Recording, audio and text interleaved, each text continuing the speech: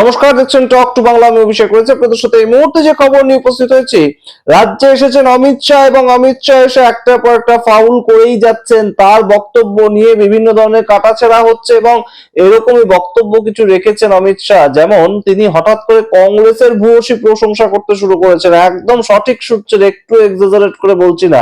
কংগ্রেস এই রাজ্যে যখন সরকার চালাতো তখন অনেক ভালো সরকার চালাতো। অমিত শাহ খোদ সার্টিফিকেট দিচ্ছেন। কিসের ভিত্তিতে বলছি আমরা এই কথা? তার কারণ অমিত শাহ গতকাল কি বলেছেন জানেন? প্রেস কনফারেন্স করতে গিয়ে যে পশ্চিমবঙ্গে এই মুহূর্তে মানুষ এত গরিব রয়েছে, এত তাদের টাকার রোজগারের অভাব চলছে, সেই রোজগারের অভাবটা এই বর্তমানে তৃণমূল সরকার এবং এর আগে বাম সরকারের সময় থেকে শুরু হয়েছে। তো সুতরাং এই মুহূর্তে কংগ্রেসকে উদ্দেশ্য করে তার কোনো কটাক্ষই রইল না। তার কারণ 1977 সালের আগে তো কংগ্রেস সরকার চলতো পশ্চিমবঙ্গে। সেই কংগ্রেস সরকারকে নিয়ে একটা কথাও বললেন না অমিত শাহ।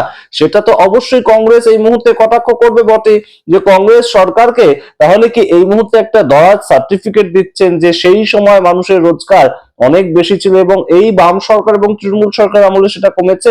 অর্থাৎ কোথাও কি গিয়ে অমিত শাহ কংগ্রেসকে ভোট দিন এই কথাটাই বলতে বাকি রাখলেন? কি বলছেন সুপ্রিয়া শ্রীনেট আপনাদের পড়ে শোনাবো কংগ্রেসের পক্ষ থেকে। এবং অন্য আরেকটা নতুন তথ্য অমিত শাহ এনেছেন। অমিত শাহ বলছেন যে পশ্চিমবঙ্গ নাকি গরিব রাজ্য, কিন্তু নীতি আয়োগের বৈঠক, নীতি আয়োগ তো অন্য একদম একটা ডিটেলস দিচ্ছে। নীতি আয়োগ সারা ভারতবর্ষ জুড়ে যতগুলো আমাদের রাজ্য রয়েছে তার মধ্যে গরিবের দিক থেকে কোন রাজ্য সবচেয়ে বেশি গরিব সেখান থেকে একটা লিস্ট বের করে এবং সেই লিস্ট তো অন্য কথা বলছে। সেই লিস্টটাও দেখাবো আপনাদের। তার আগে অবশ্যই টক টু বাংলা ইউটিউব চ্যানেলকে সাবস্ক্রাইব করুন, এই ভিডিও দেখুন শেষ অবধি স্কিপ না করে।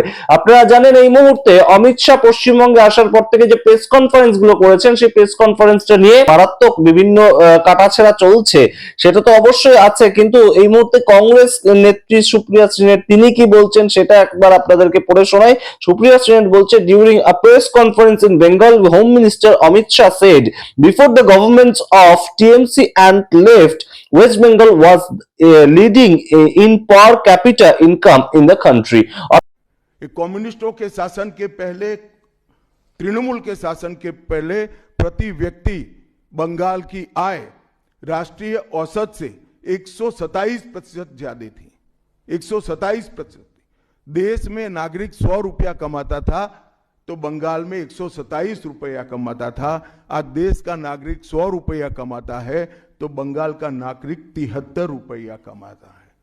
অর্থাৎ অমিত শাহ বলেন যে 100 টাকা যদি সারা দেশের মানুষ কামাতো, সেই জায়গা থেকে 127 টাকা পশ্চিমবঙ্গের মানুষ কামাতো। এবং বর্তমান অবস্থাটা এসে দাঁড়িয়েছে সারা দেশের মানুষ কামাচ্ছে 100 টাকা, কিন্তু সেই জায়গায় পশ্চিমবঙ্গের মানুষ কমাচ্ছে 73 টাকা।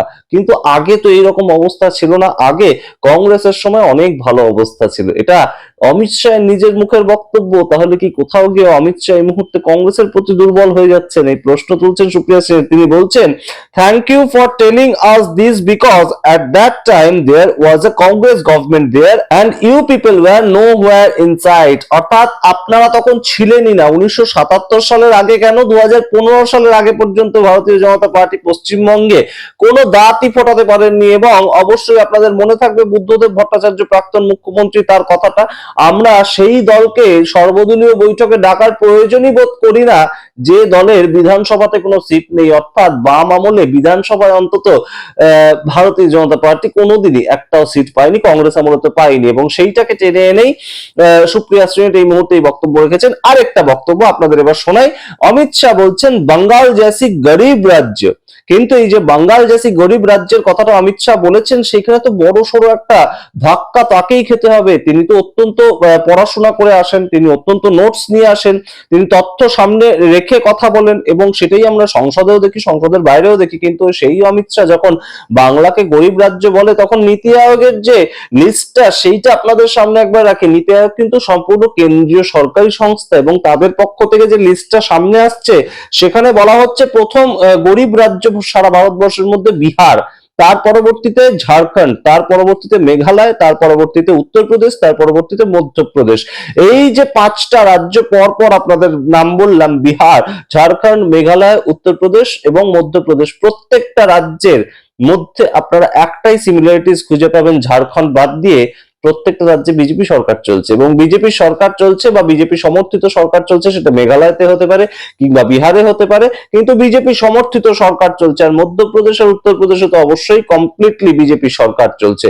তাহলে সেই ক্ষেত্রে নীতি আয়োগের বৈঠকে যে লিস্টটা বেরিয়ে এসেছে, নীতি আয়োগ যে লিস্টটা বের করেছে গরিব রাজ্য বলে, সেইটাকে আমরা ধরবো নাকি পশ্চিমবঙ্গকে আমরা ধরবো অমিত শাহের কথা অনুযায়ী, যেহেতু ভোট চলে এসছে? প্রশ্ন এই মুহূর্তে উঠছে এবং সেই ক্ষেত্রে তৃণমূল কংগ্রেসের সরাসরি প্রশ্ন, পশ্চিমবঙ্গ যদি গরিব রাজ্য হয় তাহলে কেন কেন্দ্রীয় সরকার হঠাৎ করে 100 দিনের টাকাটা আটকে রেখেছে? এই প্রথম প্রশ্ন তৃণমূল কংগ্রেসের পক্ষ থেকে উঠতেই পারে। এবং দ্বিতীয় যে প্রশ্নটা, সেটা আরো গুরুত্বপূর্ণ, যে পশ্চিমবঙ্গ যদি গরিব রাজ্য হয় তাহলে ভোটের আগে বিহারে 10,000 টাকা করে যেমন দেওয়া হলো, পশ্চিমবঙ্গ দেওয়া হোক, পশ্চিমবঙ্গের মা বোনেরাও পাক, কেন্দ্রীয় সরকার সেই টাকাটা দিক, যদি পশ্চিমবঙ্গকে সত্যি তারা গরিব রাজ্য বলে মনে করে। এই প্রশ্নগুলো এই মুহূর্তে উঠছে এবং অবশ্যই এই মুহূর্তে তৃণমূল কংগ্রেসের পক্ষ থেকে একদম সরাসরি এটার বিরোধ যেমন করা হয়েছে, অন্যদিকে ঘুষপেটিয়া যে সমস্যাটা, ঘুষপেটিয়া কথাটা বারংবার অমিত শাহ টেনে এনেছেন, সেটা সরাসরি জবাব দিয়েছেন মুখ্যমন্ত্রী মমতা বন্দ্যোপাধ্যায়। বাংলায় শুধু অনুপ্রবেশকারী,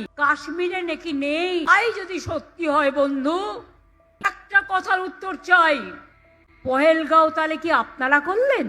দিল্লিতে কিছুদিন আগে যে ঘটনা ঘটে গেল, অনুপ্রবেশকারী বাংলা ছাড়া কোথাও নেই, তাহলে কি আপনারা করলেন? যত দোষ বাংলা, এই রাজনৈতিক হ্যাংলা। তোমার পদত্যাগ চাই, তা নাহলে ভারতবর্ষের মানুষ তোমাকে পদচ্যুত করবে। আজকে তুমি ক্ষমতায় আছো, এজেন্সি দেখাচ্ছ, যাকে ইচ্ছা অ্যারেস্ট করছো। কই বিজেপির চোর ডাকাতকে তো অ্যারেস্ট করো না? যে ঘুষপেটিয়া নিয়ে যে আপনাদের এত বক্তব্য যদি হয়, তাহলে সেক্ষেত্রে কাশ্মীরে ঘুষপেটিয়া ঢুকলো কি করে, অর্থাৎ অনুপ্রবেশকারী আতঙ্কবাদী হিসেবে ঢুকলো কি করে, দিল্লিতে আতঙ্কবাদী হামলাটা হলো কি করে, প্রশ্ন তুলেছেন মুখ্যমন্ত্রী মমতা বন্দ্যোপাধ্যায়। সুতরাং বুঝতেই পারছেন এই মুহূর্তে পারদ চড়ছে এবং যত ভোট আসছে তত অমিত শাহ আসবেন পশ্চিমবঙ্গে, নরেন্দ্র মোদী আসবেন। কিন্তু এই মুহূর্তে অমিত শাহ বারংবার এসে যে ধরনের কথাগুলো বলছেন, অনুপ্রবেশকারী, এবং সেটাকেই একমাত্র বিধানসভায় জেতার টপিক হিসেবে তিনি বেছে নিয়েছেন, সেটাতে কতটা তিনি লাভ করতে পারবেন এই নিয়ে সন্দেহ থাকে বই কি। এবং এবারে টার্গেট দিয়েছেন 2/3 সিট নিয়ে নাকি ভারতীয় জনতা পার্টির সরকার আসতে চলেছে পশ্চিমবঙ্গে। কিন্তু সেই ক্ষেত্রে প্রশ্ন একটাই ওঠে, যে সম্পূর্ণ সংখ্যালঘু সম্প্রদায়ের ভোটটাকে বাদ দিয়ে অমিত শাহ কিভাবে 196 খানা আসন জয়লাভ করার স্বপ্ন দেখছে? এই প্রশ্ন এই মুহূর্তে ওঠে বই কি। তার কারণ সম্পূর্ণ সংখ্যালঘু অধ্যুষিত অঞ্চলের যে ভোট বা সিটগুলো, সেগুলোর সংখ্যা হচ্ছে এই মুহূর্তে পশ্চিমবঙ্গে 85টা, এবং সেগুলোকে বাদ দিয়ে দিলে মোটামুটি 210 থেকে 220টা আসনের মধ্যে লড়ে 196টা আসন জেতার কিভাবে স্বপ্ন দেখেন অমিত শাহ আমরা জানি না, তবে নিশ্চয়ই তার কোনো স্ট্র্যাটেজি থাকছে। তবে এই মুহূর্তে কংগ্রেস সরকারকে একদম সরাসরি প্রশংসার আওতায় নিয়ে আসা, যে পশ্চিমবঙ্গে যখন কংগ্রেস সরকার ছিল তখনকার সময় মানুষের রোজগার আর এখনকার সময় মানুষের রোজগার, সেটাকে একদম সরাসরি তিনি যেভাবে চোখে আঙুল দিয়ে দেখালেন, তাতে তো একটাই কথা বলতে হয়, যে অমিত শাহ হয়তো আরেকটু প্রস্তুত হয়ে আসা উচিত ছিল। আপনারা দেখতে থাকুন টক টু বাংলা। আপনাদের মতামত কমেন্ট বক্সে কমেন্ট করুন। অবশ্যই টক টু বাংলা ইউটিউব চ্যানেলকে সাবস্ক্রাইব করে দিন। ধন্যবাদ।